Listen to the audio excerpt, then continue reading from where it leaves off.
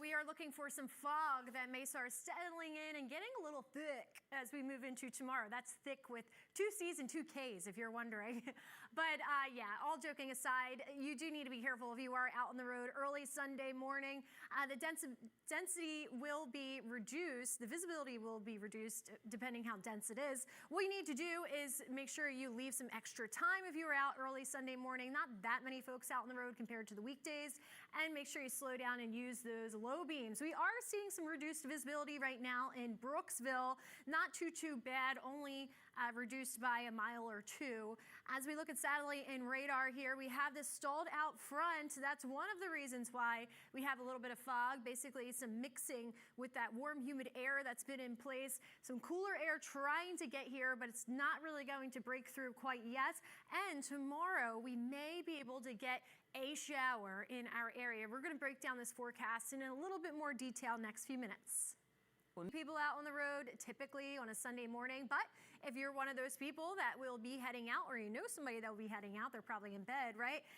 We have some reduced visibility that's starting in places like Brooksville. That's the only place I'm seeing reduced visibility at this time.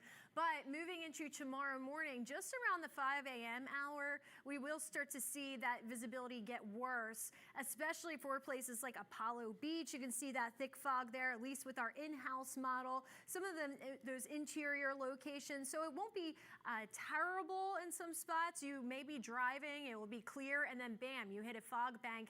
That's typically the way that it goes, especially when we have the lighter winds, the humid air, the setup that we have for tonight. So just giving you a heads up for that. So this is the overnight hours. Again, we're starting that weather impact alert at midnight just to give you the extra heads up, but the worst of the fog looks like it will be between the hours of about 6 a.m. to 8 a.m. Once the sun comes up and gets things baking, then that usually burns off the fog or the air mixes out, right? Fog is just a form of water vapor. It's just a cloud low to the ground. All right, so again, recapping the weather impact alert, it starts at midnight, goes until 8 a.m. tomorrow. Our meteorologist, James Gregorio, may trim that back if he's not seeing a ton of fog tomorrow. It's just a heads up for you that visibility will be reduced in some spots. And what you need to do is, of course, leave that extra time. And if you missed my tip earlier, make sure you're using your low beams, just your regular headlights. Don't turn on your high beams. You may think, oh, I can't see, I gotta turn on the high beams. Well, that actually makes things worse because fog has little water molecules that are spread in there. And when you turn on the high beams, that light reflects off the water more, making it harder to see. As we look at satellite and radar, there's that front that's waiting to pass through. Until then, high pressure has been the dominant driver of this forecast, keeping us high and dry.